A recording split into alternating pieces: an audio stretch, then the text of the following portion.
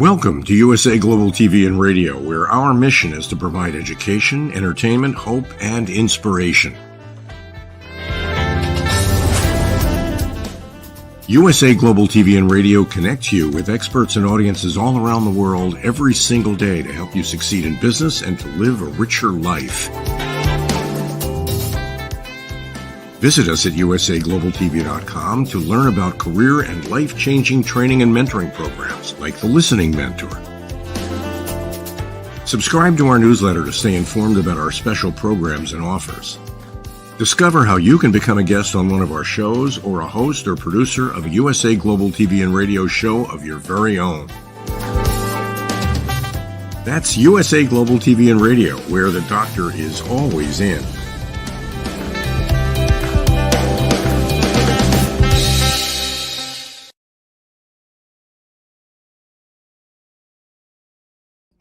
Good morning, good afternoon, good evening. Welcome home to USA Global TV and Radio, where we provide world-class education, entertainment, hope, and inspiration. I'm Dr. JACALYN KERBECK, and I want to welcome all of our loyal viewers across the world, and especially our friends at E360 TV, Roku Worldwide, and Amazon Fire.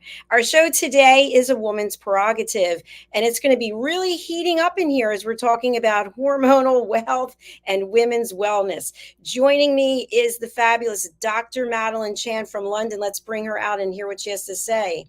Hello there. Hey, Dr. JACALYN. Hello, E360 TV. Hello, USA Universal Global TV and Radio viewers. Oh, it's a little bit hot today in the studio. Woo! It's hot in the studio as well. It's humid. So Dr. Chan, as you know, is one of our weekly panelists.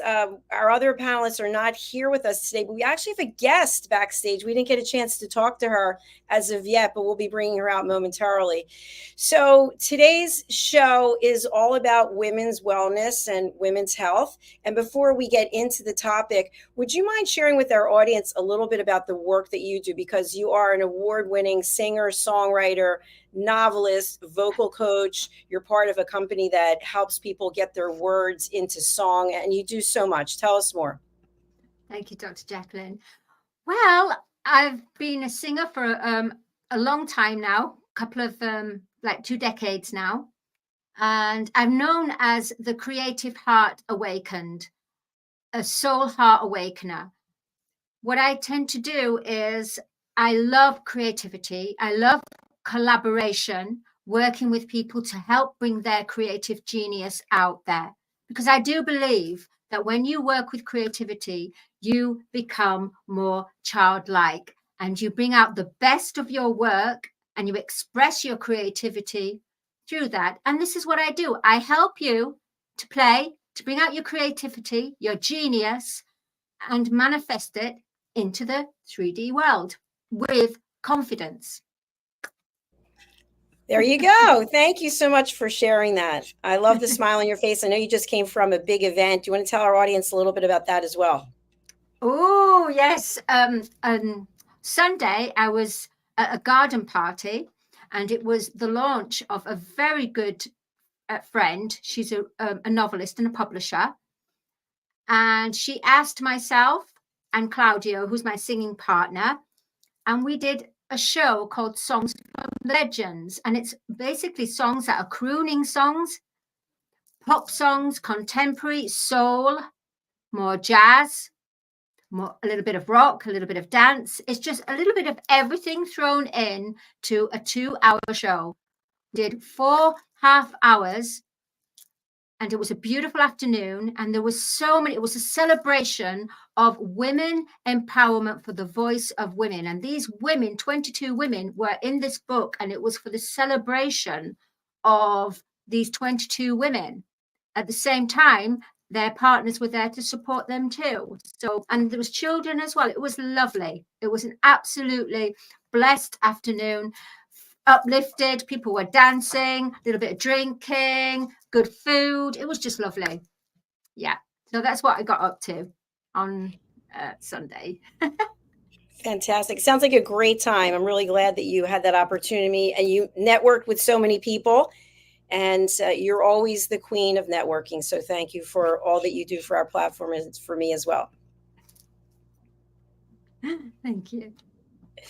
All right, we are going to bring out our guest, and I love when this happens. Our guest was actually referred to us from another one of our TV show hosts, so it's about bringing awareness and giving people the opportunity to come on and share their story, and also to be a guest on our shows. So I hope I'm saying her name right. Jessica Sandoval. We'll find out. She's the founder of Jessica Sandoval Coaching. Let's welcome Jessica to the program. Hello. Hi, everybody. Hi, Dr. Chan. Hi, Dr. KERBECK. How are you? Hi, it's great to see you. Hi, thank you. How do you say your last name? Sandoval. Sandoval? Sandoval. Sandoval. Sandoval. Yeah, Sandoval. Very pretty. Yes. Thank you. Where in the world are you? Where am I? I'm in Boston, Massachusetts. Okay. Yeah. Fantastic. I'm in New Jersey, and Dr. Chan is in the UK. Oh, wonderful. Okay. Fantastic. So today's show is a woman's prerogative. We're talking about women's health. Before we get into it, why don't you tell us a little bit about how you help people and how people can get in touch with you? Yeah, absolutely. I love to. I will talk about this any chance I get. So I am the founder of a coaching program for moms. I help moms experiencing burnout to communicate more effectively with their kids, to practice mindfulness and cognitive-based therapy techniques to help them manage their emotions and manage things when things get stressful. Moms have we have a stressful life. It's a lot. So it also helps moms to work together with a coach to maintain accountability and to also enjoy their mom experience.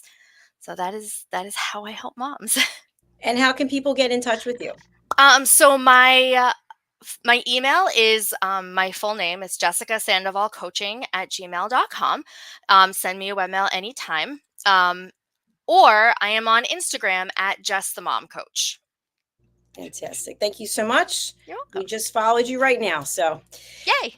So today, ladies, we're talking about hormonal health. And obviously, as a mother, before you become a mother, and then after becoming a mother, there's all kinds of things going on with hormones. But for so long, people didn't want to talk about it. And you could be somewhere and all of a sudden you start having hot flashes, you're sweating, whatever happens. And people would just look at you like there's something wrong with you. But now it seems to be more mainstream. At least that's my thoughts. What are your thoughts, Dr. Chan?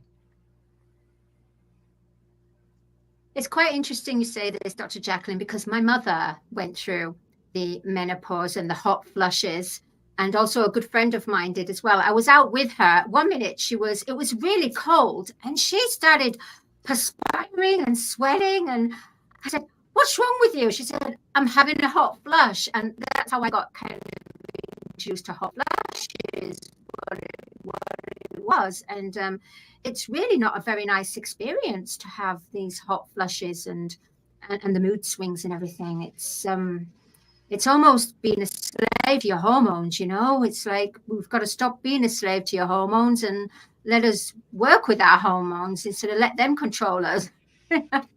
Yeah, excellent point. Jessica, what are your thoughts about what Dr. Chan just said? I think Dr. Chan is right on the money. I'm experiencing the opposite end of that. So I'm 41, and I have not yet experienced the other end, the menopausal end. But as a mom, especially a first-time mom, I have a beautiful 2.5-year-old daughter. But as a first-time mom, I personally was not expecting the kind of hormonal changes that I would go through after giving birth. And it's definitely a thing that people do look at you and they kind of think, what is going on with her? I remember sitting watching TV while I was pregnant, and I was very pregnant at that time. And my husband asked me to do something, and I forget what it was, but for some reason I just started crying, and then I started laughing. And then I was crying and laughing at the same time, and he just looked at me and he goes, "Hormones?" And I was like, yes. And it was something totally silly and ridiculous, but I took it so personally because of the hormones, not because he was being mean or anything. But yeah, to talk about this and to bring this to the forefront is to really shine that light on how women and moms experience daily life. Absolutely. Thank you for sharing that. And also, I think it's interesting. We're talking about a lot of physical things that happen to us. When those physical things happen, it has a big impact on us mentally as well. So we're already upset that these things are going on. And then people are looking at us, or we feel uncomfortable. We're sort of dripping in sweat. And then we start to go inside. And so that can be a dangerous place to go too. What are some options that you may have explored? I know there's all types of hormonal therapy that's out there. I've never looked into it, but I know a number of people who have. But if you've ever experienced any of these symptoms, what have you done? We'll go back to Jessica first. Sure. So I have experienced what I call burnout, motherhood burnout, or that turmoil of hormones that we experience after we give birth. Um, and unfortunately for us, for new moms or first time moms, or just having been, just having given birth, we don't have a lot of options in terms of medical options. It's just something we have to kind of get through. And that's what we're told a lot also by the medical community, is it's just something you have to deal with and get through, which is kind of what led me to create this program, is to kind of give another option for moms to get that cheerleader in their corner and that ability to tweak things and tweak techniques, things like that, to help moms deal with some of that uncomfortableness. Like you were saying, one thing I really used was mindfulness, and I love mindfulness, and don't get me started because I'll talk for another 2 hours on it. Mindfulness is an excellent alternative. Yes. Dr. Chan, have you ever practiced mindfulness or meditation? Yes, I do that on a daily basis. On the point of waking up, my gratitude and going into meditation every morning, 1 hour at least. And that doesn't mean I'm in meditation 1 hour. It just means I'm in quiet, sacred space, and just either listening to music that has a certain frequency, and just somewhere, just in space. So I do that, yeah, and then I get up.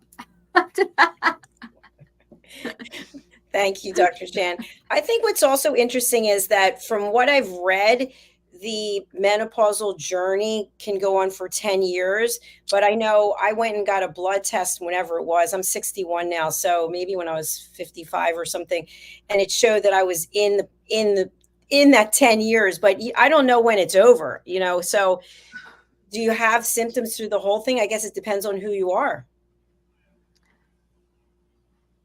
Yeah. That's an interesting question, actually, Dr. JACALYN, because some women can go through menopause and not even realize they've got it. Right. That's true. And other women, everybody knows they have it, unfortunately. Screaming, literally screaming. They need to put something in the teeth to Well, another thing that comes up giving birth. Oh, I'm sorry. I think there was a delay. Sorry about that. Is weight gain. Weight gain, getting thicker around the middle. I know for myself, as somebody who's been working out actively for almost my whole life, I can do 10 times what I used to do, and I still can't get to where I want to be because of the hormones. So that has had taken a toll on me in many cases. And I just keep saying to myself, I can't get back to where I was when I was 20. No, you can't. Just accept it. But we have to be grateful for where we are today. And I think that's a big part of it, is the gratitude. So Jessica, it sounds like with your coaching program, you have a number of ways to help mothers. And this, what we're talking about today, just happens to fit into that. By the way, you didn't even know what the topic was when you booked in for the show. So how coincidental is that? It's great. So with your coaching program, can you walk us through what is the process that you use with people? So anybody out there thinking, yeah, I'd like to give her a call, what do I do? Yeah, so I'd love to. So basically, what the program looks like is a 12-week program. If anyone is interested, send me an email or find me on Instagram.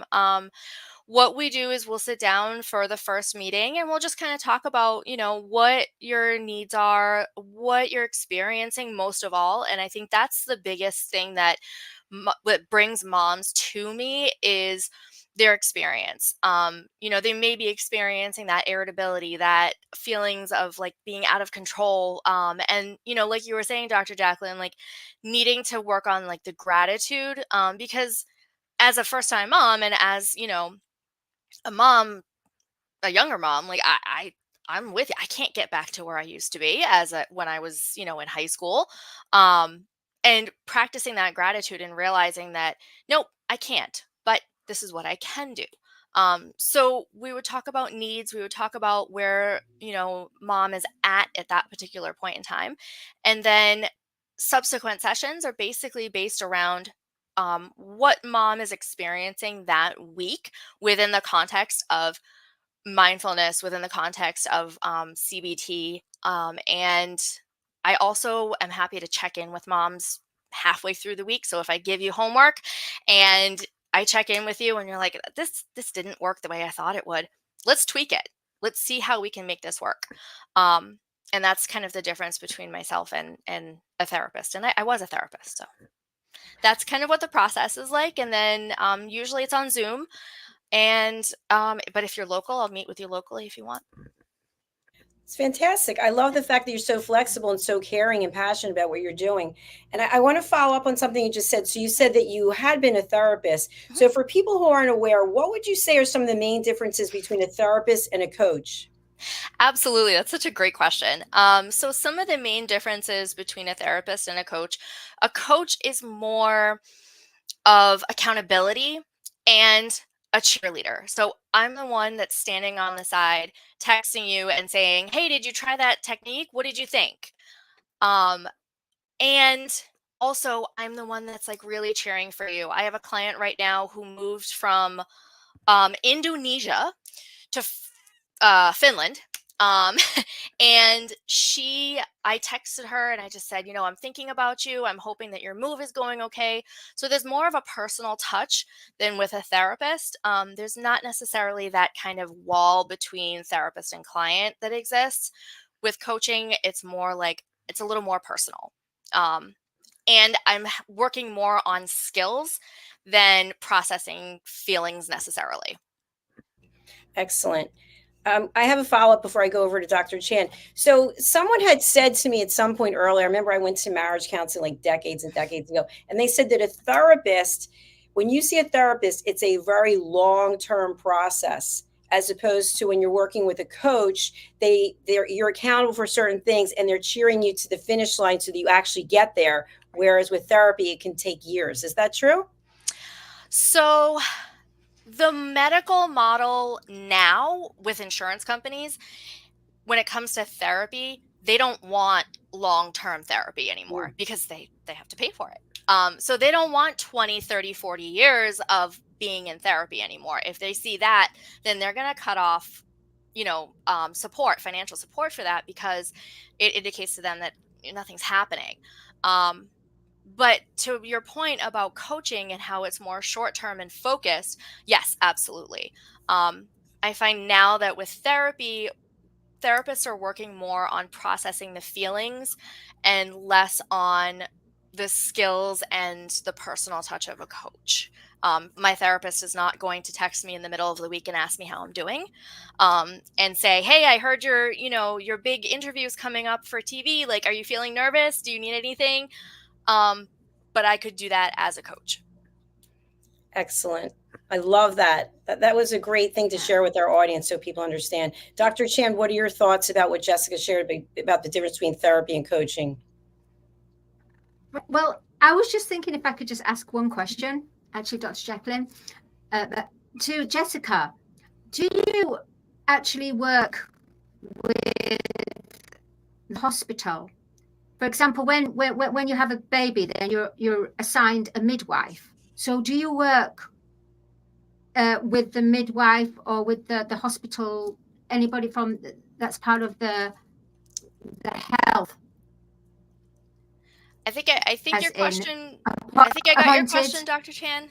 You broke up a little bit, so I think I got your question. It sounds like you were Okay, asking if I work with like it within a hospital setting. that's right. That's Okay, right. all right. Yeah. I actually don't right now. I am working in just as a private business owner. I have thought multiple times about trying to get hooked up with a local hospital. And I think that would be a fabulous idea. Just trying to figure out how to kind of work that out and pitch that at this point. I also am just starting out, so I appreciate the feedback and the suggestion. Yeah, I know. I just got that download for you. Nice. You'll understand in the way that I always end up being connected with someone's higher consciousness to what, what's in their heart and what they want to, the bigger picture, Got it. Yeah, thank you. I appreciate that.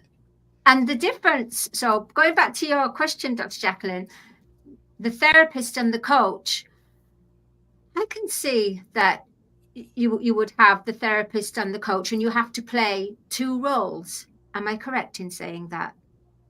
Do you have true discernment when you have to play the therapist and the coach? Do you know what signs to look for? Yes. Yeah, absolutely. So as a therapist, a former therapist, there are definitely signs to look for. And they were the same signs that I was looking for in myself after I gave birth to my daughter, that I ended up finding that suggested that I probably needed to go see a therapist. But yes, there are definitely times when I am kind of on the lookout for certain symptoms, I don't want to call them symptoms, but certain red flags or certain issues that are popping up. And I say to myself, ooh, okay, this might be problematic. And, there's always that, what do I do with that next? And, moving the person over to maybe suggesting, hey, I think you might want to go see a therapist when it comes to this and such a thing. But also, yes, there are times when I'm in total coach mode, and but yeah, the signs and symptoms to watch out for are still very fresh in my mind, so I'm very aware of those. Yeah. Thank you, Yeah. Jessica. Great answers. Thank you. The next thing I'd like to look at is, as women, we can say, I can't say everyone, but we put ourselves last many times. And so as a new mother, I would wonder that the mother wouldn't want to take the time for herself because she has to take care of the child growing inside plus everything around. So for mothers who are out there thinking, wow, I could really use some sessions with Jessica, but I don't matter as much. I'm in the back. Yeah. So let's clear up that myth right away.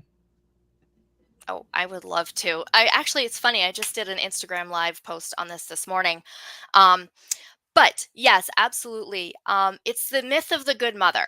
And the myth of the good mother is that we have to be, in order to be a good mom, we have to be taking care of everybody else except ourselves. We have to be last on the list in order to be considered a good mother, or not even on the list in some cases. And that's rough. And I think that in order to fill someone else's cup, we have to fill our own cup first. We cannot pour from an empty cup. And that's one analogy that I use all the time with clients and with people that I'm talking to, and as well when I was a therapist too. It still applies. We can't take care of other people if we're not taking care of ourselves. And another great idea, analogy that I had heard was, the last time you were on a plane and you were going somewhere, when the oxygen masks come down and they give you that little spiel in the beginning about what you need to do, the first thing they say is put the oxygen mask on yourself first, then attend to people next to you. So we have to make sure that we are in a good place mentally, emotionally, physically, in order to be able to take care of other people. And I have found personally that when I do, I'm a much better mom. I'm a much better mom, and I'm a much better spouse to my husband. So that's me. I'm clearing up that myth right away. I work extensively on my Instagram to get rid of that myth. Yay, let's cheer that. I love that. I think that's great, Jessica, because if you're not fully healthy, how can you take care of anyone? Well, your 100%. baby. Oh, wow. I love it. Yeah. It's very true. So, in terms of providing education, which is what it is that we do here, obviously the three of us are all advocates for empowering women and for self-care and for finding our passion. And I found that when we found our passion, many times our health can come along with us in a positive way. What are your thoughts, Jessica? I see you shaking your head. Tell us more. Absolutely. Our passion is what gives us drive. What gives us motivation. And also going back to your point previously, Dr. Jacalyn, about gratitude, once we're able to feel that gratitude for finding that, it helps us to actually get sick less. When we feel good about ourselves, we take care of ourselves more. We put more effort into physically taking care of ourselves and emotionally taking care of ourselves. And as a former therapist, I can tell you that physical health and emotional health are inextricably linked. If you are not feeling good mentally, you're probably not going to be feeling good physically as well. So absolutely. When you find that thing that lights your fire and gets you really going, it gives you motivation to do other things. And that helps 1,000% with everything else. Absolutely. Thank Woo! you. Yay. Well said. Woo! Love you. it.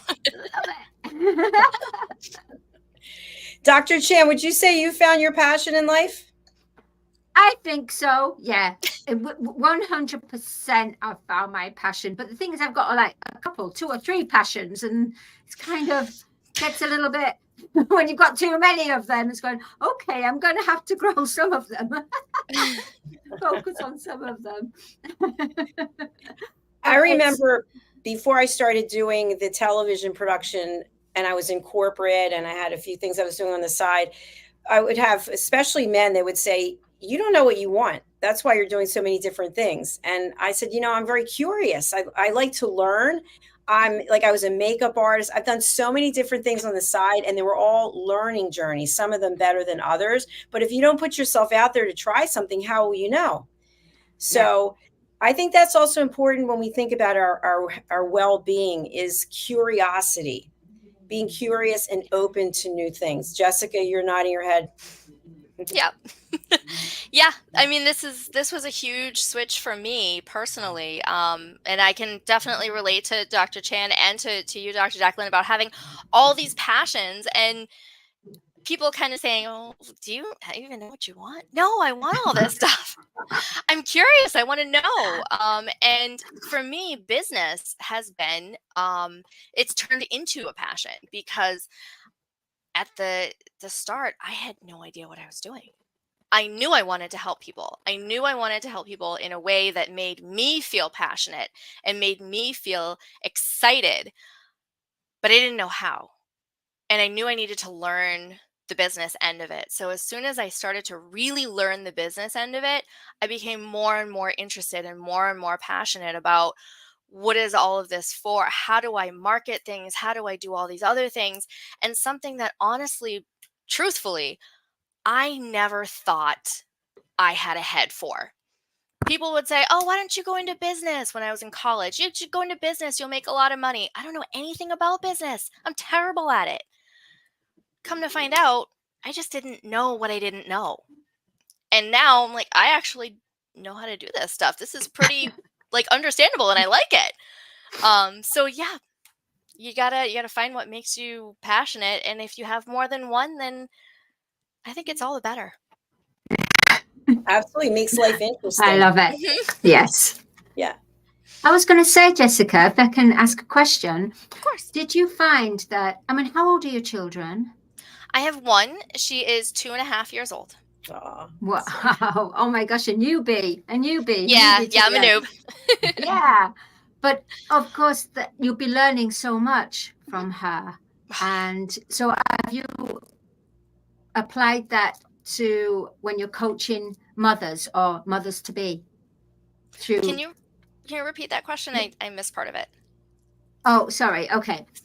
because you have children, you have a little girl, 2 years old, 2.5? 2.5. 2.5, yeah.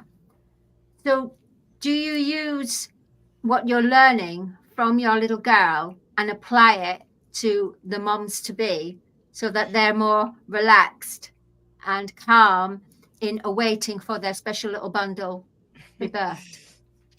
So I have yet to work with moms who are expecting. The clients that I have now have children already, but yes, I mean my daughter, willing or otherwise, is a example for almost every coaching client I have. I always talk about how, this and such a thing happened, and here's how I dealt with it. And I find that giving those real life examples that are probably something that just happened about 10 minutes ago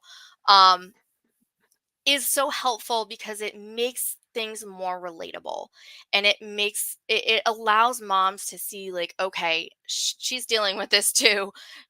It's fine, it'll be fine.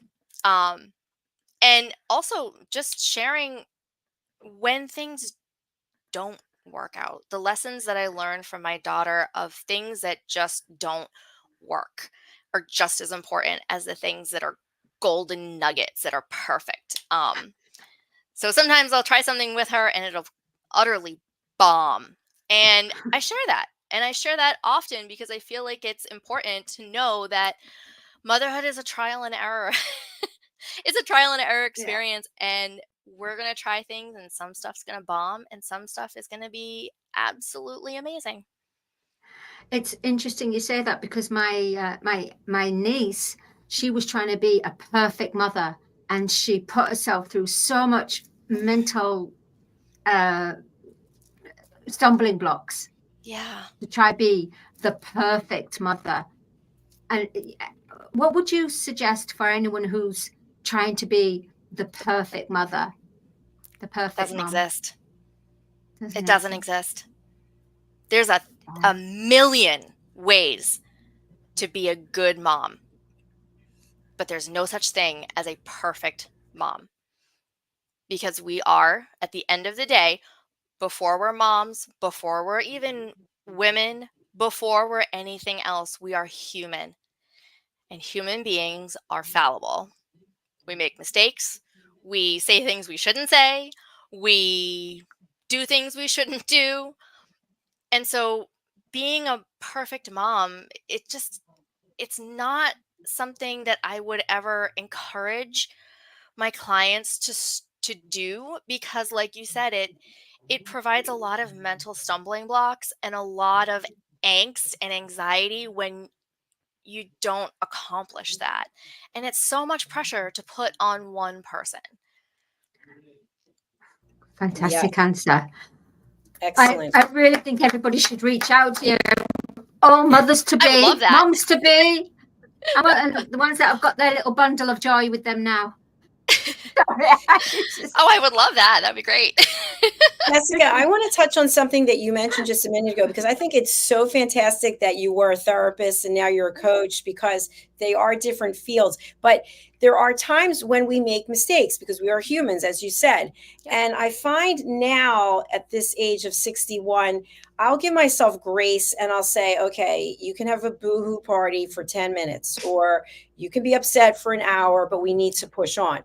But some people don't push on. Some people really like to be in the past, and you can have a conversation with them and they're bringing up 10 years ago. You're like, no, I'm not going there. So my question for you is, when is it healthy to live in the past, and when is it not? Oh, wow. That is such Da-da-da. a $1 million Oh, Loaded question. question. Wow. I think it's important to take lessons from the past. Um, and this is something that is a personal um, uh, touch point for me. Because I mean, I've had family members who have their postal code, their zip code is firmly in the past. And the problem with that is you're missing out on so much of what's going on right now. And for some people it's an escape.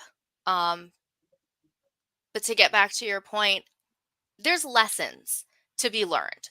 There are things that we can learn along the way from the past. We can learn that, you know what, I tried that thing last week and it just didn't work.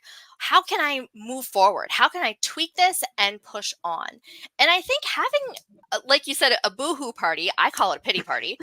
I think having a pity party for 10 minutes and then moving on is such a great idea. It is such a powerful exercise, especially setting that time boundary and saying, I'm not going to let this go past 10 minutes or 15 minutes or whatever, because then it's going to take over my whole life.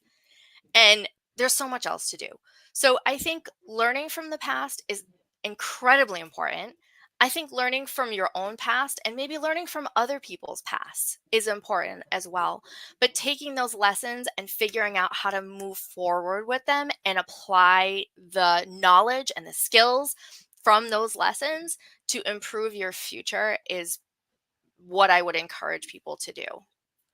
You nailed it. I love it. See, it Me wasn't too. that big. You Me got too. it right on the head. It was a great question. It's such a powerful question.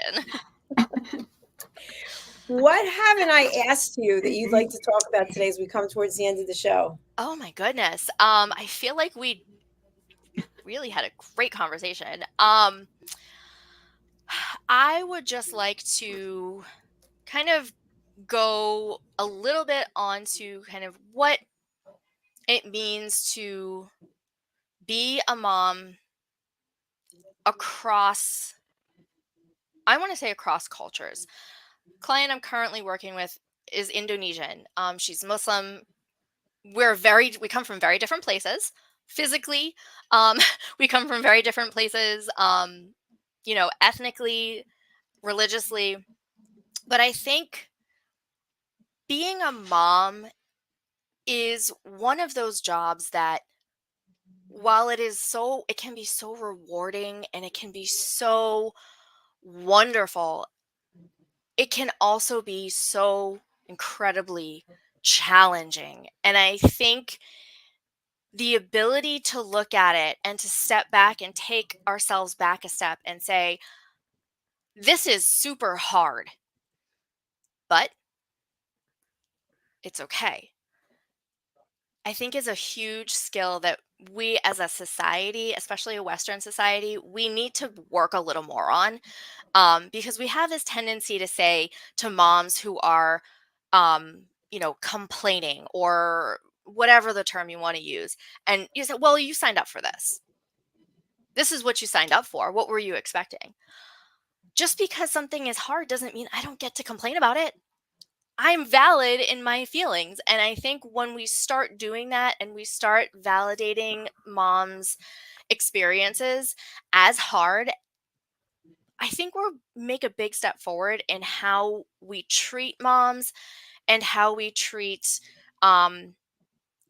both birth parents and non-birthing parents. So I'm talking also about the spouses, the partners, or whoever, that we need to validate the experience and not judge the experience, because we tend to do that a lot in Western society, and we tend to say, well, you signed up for this, as if it invalidates our uncomfortable feelings, which is unfair, and it alienates moms. It alienates women in general, because we know that if we go to certain people and we say, this is really hard, we know we're going to get a really, pardon my French, but a really crappy response, which means we're not going to want to talk about it as much, which means it's going to fester and sit in our bodies and sit in our minds and continue to cause problems, because we know we don't have anybody that we can talk to that's going to make us feel validated.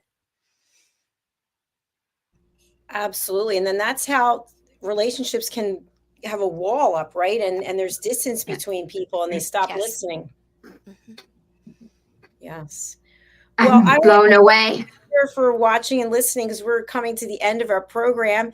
Jessica, it's been an absolute pleasure to have you. We'd Thank love you. to have you come back. Yeah. Tell our audience again, for anybody who's out there, how can they connect with you and who's a good client for you? All right. Yeah, absolutely. So connecting with me, I'm on Instagram, Jess the Mom Coach.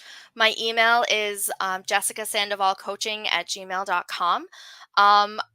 My ideal client is a mom who's experiencing those symptoms of burnout, that irritation, the short temper, maybe the yelling that we want to work on. Moms who don't feel like they're enjoying their motherhood experience. I'm not saying it's going to be great all the time. I know it's not for me. But the moms who are really struggling with their identity as a mom would be definitely my ideal client. And it doesn't matter where in the world they are, correct? That is correct, Dr. JACALYN. Like I said, my client right now, she is living in Finland. And when I met her, she was living in Indonesia. So where in the world is Carmen Sandiego? Fantastic. And yes, I'm that old. Old. You're very young. Thank you. Dr. Chan, how can people get in touch with you, and who's a good client for you? Ooh, that is a good question. A good client for me is for anyone that feels life has become so heavy and dredged with drudgery, and they need to be more playful and want to discover their passion purpose. That's what I'm interested, because it's about creativity and co-creating. So I can help you discover your true creative genius potential and give you the confidence and help you for the tools. I'll give you the tools, and we'll work together and bring out your passion, because life is about passion, as the lovely Jessica said. It's about passion. If you don't have passion, then you get stress. And by the way, the lovely Jessica, who joins us for the first time, connected her Instagram. I'm so proud of you. We have people here for 3 years who don't know how to connect yet. So hello to everybody there on Instagram on Jessica's account. We're happy to have you. That's the advantage of working from home, is that I'm a teacher online. My bread and butter is I'm a teacher and I work online. I'm an online teacher. So I have become incredibly good with like all of the tech things. What do you teach? I teach high school history and psychology. Wow. Yeah. Fascinating. Because we were talking about the past and we're talking about therapy. There's your background right there. Yep. That's a program in itself. For being here. It's been a pleasure. I do have one announcement before we go. We're on a mission to have both of our YouTube channels get to 100,000 subscribers by September 15th. So earlier today, we crossed into 40,000. So we've added 2,070 in the last 28 days, because that's when we started tracking this. So if you would go over to our YouTube channel, USA Global TV, and subscribe. Our other channel, sadly, I haven't updated yet, but it is Dr. JACALYN KERBECK. This was a second channel for us, and we're streaming there right now as well. But these numbers are old. But please do go to our channels and subscribe. That's all we have for now. Thank you so much for being here, Jessica. An absolute pleasure. Thank you. My pleasure. Come and see us again, Dr. Chan. Always lovely to have you here with us. I will. Thank you, Dr. JACALYN. And thank you, Jessica. Thank you, Dr. Chan. Thank you. Bye, everyone. Bye. Bye. 5 little known secrets for dementia caregivers with Tracy Cram-Perkins. Hi there, I am Tracy Cram-Perkins, the host of the Dementia Home Care Show here on USA Global TV and Radio. I am also the author of the book of the same name. And you'll see this QR code. This is for an extended version of the same talk. So if you want to see the full hour-long version, feel free to scan the code and go to that website. Stick with me. We'll talk about 5 little known secrets to make it a little easier to do dementia caregiving. What you're seeing on the left-hand side is a healthy aged brain, age 55 and above. The one you're seeing on the right is an Alzheimer's disease brain. It is in moderate disease. It is shrinking. It has holes in it. The memories that were in those holes no longer exist. When you're learning something, let's say in kindergarten, you learn how to tie your shoelace. Well, then by the time you're in 2nd grade, your brain remembers that information from tying the shoelace and applies it so you can learn more quickly how to tie more complex knots. So the brain is hardwired to do this for us. So it helps us learn faster so it doesn't take us long to acquire knowledge. The brain is looking for the information and they pick the closest to wherever that hole is. Let's look at some tips that we can use to help do that. These are 5 simple tools you can use as a dementia caregiver to help your loved one. The whiteboard is a useful tool in recording the day's activities and the answers to repetitive questions. The calendar clock is a very useful tool to orient your loved one on the day, the date, and the time, and remind them of upcoming appointments. The communication cards are a great tool to bridge the gap when they can no longer tell you what's wrong. And then there's the pill minder for when your loved one is still able to take pills but needs prompting. The final tool I want to share with you is the memory book.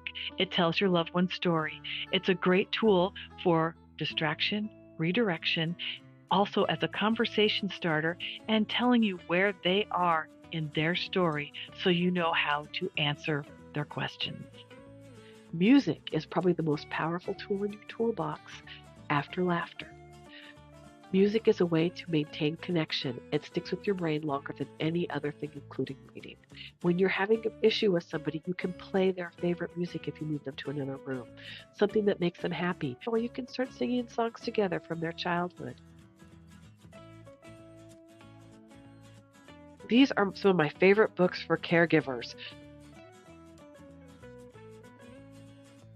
My show airs on the 3rd Tuesday of every month, and you can view past episodes on YouTube.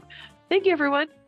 This program has been brought to you in part by Tracy Cram Perkins. Connect with her and order her book at tracycramperkins.com. For more information about Alzheimer's disease, support resources, and how you can help, contact the Alzheimer's Association at 1-800-272-3900 or visit their website at www.alz.org. They offer 24/7 helpline support and a wealth of information to assist you and your loved ones. USA Global TV and Radio proudly presents our partner and sponsor, Mr. Philip Sykes and the British School of Excellence. Building confidence, changing lives. And now, proudly presenting the Polished Professional. On a transformative journey with the British School of Excellence's comprehensive suite of masterclasses, crafted to elevate your professional and personal life. 8 outstanding modules will elevate you to the next level. Module 1, Exploring Life's Purpose, delves into the depths of self-discovery, guiding you to chart your unique path to fulfillment and success. Module 2, Mastering Professional Presence and Confidence. This masterclass is a deep dive into the art of self-assurance and commanding presence, which is essential for standing out in today's competitive landscape. Module 3, Learn the Secrets of Visual Impact, how to curate a personal style that amplifies your professional brand. Module 4, Mastering Professional Etiquette and Communication Excellence, navigating the nuances of corporate interaction with grace and tact. Module 5, Elegance and Eloquence. We impart powerful techniques to captivate and persuade any audience with your oratory skills. Module 6, Unlock the Potential of Your Emotional Intelligence, EQ, and harness the ability to connect, empathize, and lead with emotional savvy. Module 7, Mastering DISC, building a gateway to understanding behavioral styles, fostering better personal and professional relationships.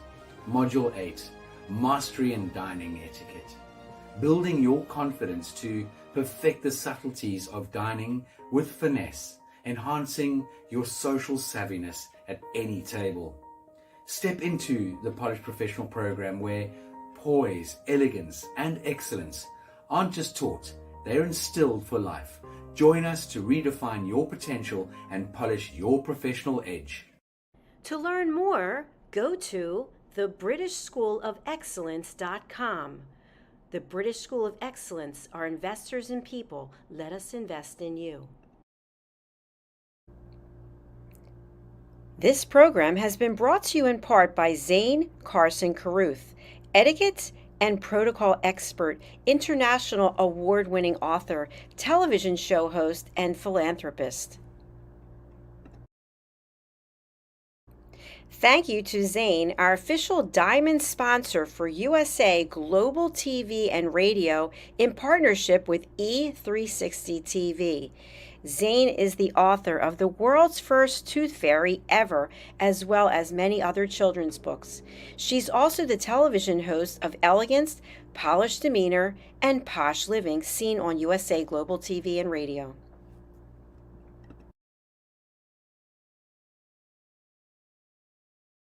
Hi, my name is Zane Carson Carruth, and I'm the author of this book, The World's First Tooth Fairy Ever.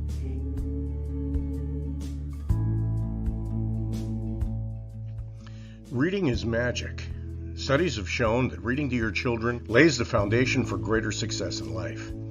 Reading helps develop language and vocabulary skills. It helps improve memory, and it encourages curiosity and inspires creativity. The benefits are immeasurable, and as a parent, you'll benefit too. In only 10 or 15 minutes a day, you'll be creating more memories and a bonding experience that will last for years to come. So take time to read to your children. Read them books about things that engage and interest them.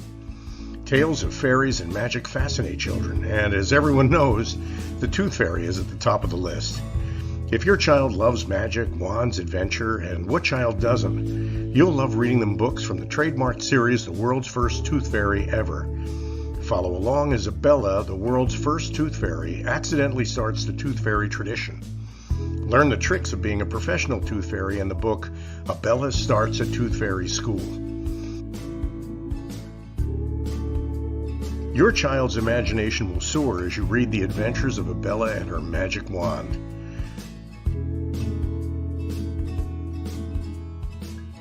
These wonderful books are available at worldsfirsttoothfairy.com and at Amazon, Barnes & Noble, and Walmart.